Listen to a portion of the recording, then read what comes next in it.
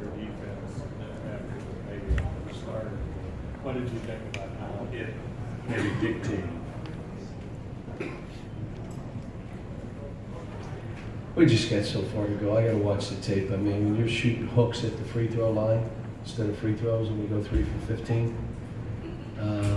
When you are playing to get a basket versus playing for our team to score, it's what it looks like. And give them credit. And there's another team that won 27 games this year or last year, and going to win a ton of games. And I watched their stuff and their tape and was very impressed with Steve and the job he's doing. Their big guys look better than our big guys. One kid walked off, why didn't you recruit me? I said, I probably should have. I mean, you know, this is all good. I knew we'd have a letdown after Kansas.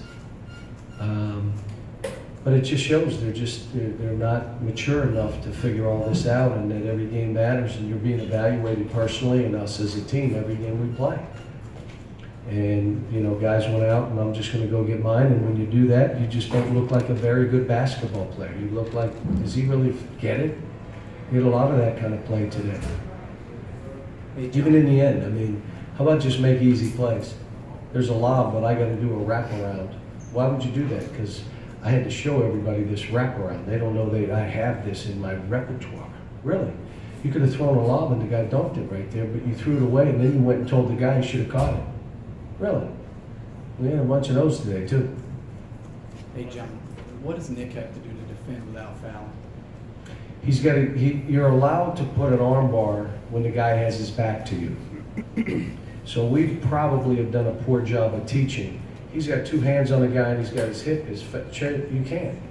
The guy catches it on you, you arm bar. If he squares up, you gotta get your arm off him. You're never body to body against a big guy if his back is to the basket. When he catches it, it's arm bar and space. Now, as I say that, you're saying, well, it's obvious you haven't taught him that because he didn't do that one time. So again, this is the kind of stuff that we watch the tape and it's like, okay, let's cover this. But trying to get him to play faster. You know, again, you go 3 for 15 from the line. You get this, you know, how about you make 10 out of 15 and you're not very good. You make 12 out of 15, which we had been making. Now all of a sudden you're looking at this saying, okay. But there was, we just, again, we started the game down 18-10. We made some runs. We did some good stuff, but we got a long way to go. Calipari had, I think, 10 points in 2 minutes there when you guys kind of needed a lift and shot Yeah. really well tonight. Forbes said he thought, you know, that's the guy you need Quade to be aggressive offensively. We need him to be aggressive and to make jump shots. And I told Shea, I mean, again, we had two guys with 12 turnovers. 2 guys. If we're going to give you the ball, you got to respect that. You can't get 6 turnovers. And Shea last game had 6. In this game, I keep telling him, if it's a crowded lane, you got one thought: who am I passing it to? Don't try to score. Don't try to spin. Don't try. If it's an open lane, shoot a layup. You're 6'6". So we've got to get with him. And like I said, here's what I love about this team. They're trying to do what I'm asking them to do. I don't want to get frustrated. I did today because I thought guys got selfish. And I don't know if it was selfish or they just don't know. But I know this, a bunch of great guys that do want to please me. You know how lucky I am to be coaching guys like that? And I got to keep reminding myself of that because I want them to be better every night out. Well, guess what? They're not machines, they're not computers, they're not going to do that. But in the same sense, I have a responsibility to help each of these kids grow individually and collectively. That's my responsibility. And if I see a guy slipping just because he's going to try to do things the way he wants to do them, or he's going to try, I got to say something and I got to be firm about it. If a guy's turning the ball, I just say, look, either we can't give you the ball as much, or you can't be on the court as much. It's just one or two. Or we're a team that turns it over normally 10 to 12 times a game, which is perfect. We usually get 15 or 16 assists. In this game, we had 17 assists, 22 turnovers. Now, my first team here who had really good players, if you go back, we had more turnovers than assists probably through 10 games, 12 games. We really did. So, you know, I imagine for the year, this puts us, we're like even right now. But Wenyon he's better than he's playing. Shea's better than he's playing. PJ's way better than he's playing. He did some good stuff, but he's just a better player than he's playing right now. And I'm telling you, when you're not in sync together, all of a sudden everybody looks kind of bad. Would you agree? Like every guy kind of looks off kilter, and it's all based on we got to do this together. And you know, we'll get back to work this weekend. We're going to practice Saturday and Sunday, do film both mornings, practice both evenings, and we got a tough game, a game that's going to be another tough one for us to win. And then you got another tough one on Wednesday, and then when's the next one? And Sunday. Then another one on Sunday. Monday, Wednesday, Sunday. Yeah. Had his feet on my desk, says it's early. He was throwing popcorn again in his mouth. It's early. I'm here with a noose around my neck. Larry? John, it looked like early Sasha came in and did the kind of things that you've been wanting to. But how did you feel he played coming up the way he played against Kansas? He's doing better. It's just playing hard. He's trying. I mean, he's making some mistakes and doing some things, but they're all making mistakes. So, you know, I'm happy for him. Just, you know, but I come back to, he was 17 years old last year. He's 18. He's the age of a freshman. And it took him a year and maybe some more to understand it's not your skill set, it is your energy, your passion that you're playing for, your ability to play harder than the guy you're playing against, your extra effort. Then your skill comes into play.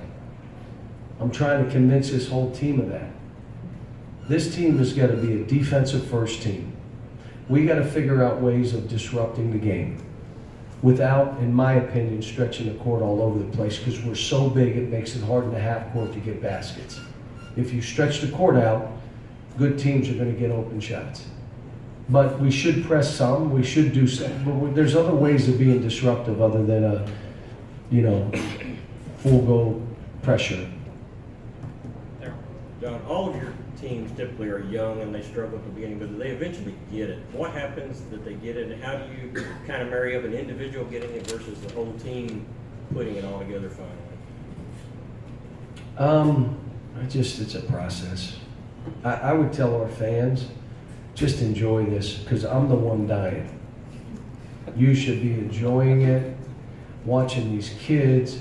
We got great kids. I'm just here to tell you that really solid, good kids that I've been very tough on, and probably dragging them faster than they really are capable of doing this. I've given them so much stuff. We're preparing them like we would a normal team here, and they're probably not ready for all that stuff, but that's my job, to make this, you know, to do things that they're not sure they can do. I mean, I think when you're really leading and you're trying to do stuff, you're asking your players to do more than they think they can do, basically doing the impossible, and you're asking them to do it. But what they find out is, man, I can do way more than I thought I could do. And then by the end of the year, they start saying, wow, you know what, we can do this. Early on, it's talk until you get hit in the mouth, and then you start thinking, man, maybe I'm not as good as I thought. And I got to get them back to say, you can be better than you thought, but you have to have a desperation about your work and what you're doing every day. And that you know you got to spend some extra time on your own to build your own confidence, and then get in the game and go from there. This team needs a lot of tape work, watching tape. Just do. Is there anything in between the Kansas game and this game that you expected your team to have a grasp on that they didn't quite in this one? I expected what? Is there anything that you expected from your team to have a grasp of coming into this one that you didn't So quite? we had a day practice and some film. I mean, we didn't have enough time. I wish we had one more day for Kansas. We didn't. I mean, we came home at 3 in the morning. 3:30 in the morning we got. What was it, 3:30? and every one of these kids went to class. I wouldn't have gone to class. That's just me. Every one of those kids went to class. You know, they're just, like I said, they're young. They don't get it. And then they're trying to get it themselves. Think about this. How about you're trying to figure out yourself, and then we got to figure out each other, and then we got to learn about each other. They got to learn about me. I got to learn about them. And we're doing it at Kentucky, where we're supposed to win every game by 20. What's wrong with the Cats? Too young. Why don't we keep kids and let's try to make them stay longer? And you deal with all the stuff that we hear and deal with. It's what it is, that we all bought into it. But I'm excited about this team, but I wanted them better today than they were probably capable of being. Finish up with Jerry, then John. John, if you didn't have this glut of games, what would you be doing that you can't do now? What wouldn't you be doing that you have to do now? Situational stuff, probably more shooting, getting them to play with more chemistry, being clearer in what we're doing, breaking down defensively, individually and as a team. And we next game, like tomorrow we'll watch tape and I'm going to try to do some stuff to get us. I want us to play faster. I thought we did that at times today. And then there are times where you're playing a team. And again, I've done this 30 years. You got to be able to play both ways. You got to be able to play really fast to try to separate yourself. But you're going to get in a game when it really matters, and the other team's going to make you play half court. Or they're going to be a really patient team, and you're not going to be able to just throw it and score and shoot within 5 seconds because you're going to be on defense 75% of the time. You have to be able to play grind it out, and you have to be able to play fast. That's historically what I believe. Defensively, you start with the basics around the goal. How do we guard? How do I keep people in front? And then you spread out your defense. Other people go and say, look, we press and that's how we play, and we're doing it from day one and we're going to go crazy. But again, you're going to meet a team that you're not pressing into submission. They're too well coached and they're too veteran, and all of a sudden you're going to get beat. And if it gets beat at the end of the year, your season's ended. And that's why I like to start the way we are. And, you know, figure out as we go. We can't play a 2-2-1, a 1-2-1-1, a trapping zone, go back and play a 2-3, a 1-3-1, and let's trap out. And let's go man-to-man, and let's play pick and roll 5 ways. You hear what I'm saying to you? These kids can't do it. We're playing man-to-man, and we're struggling at that. So it's a step at a time. You ready for this? Can't skip steps. I want to. Come on. I want to. I want us to be great right now. Guess what? Not happening. Sorry. And I got to accept it and be patient. At the end of the game, I kind of got frustrated. I probably shouldn't have, but I did. And normally, if they're a game like that, I don't want to say much. But I came in and guys were taking their shoes off and talking, so I said some stuff. Not mean. Kept it real. Last one. You had a pretty quick trigger at the beginning of both halves today. What did you or didn't you see that made you pull your starters so quickly? I didn't think some guys were engaged with their team. So I'm watching, and you got one guy that's kind of just out there. He's not engaged with his team. Well, you can't be out there. I don't know what to tell you. You know, can't be out there. And so the beginning of the game, I just thought it was just, wait a minute. And that didn't help. We were still down 18-10. All right, folks.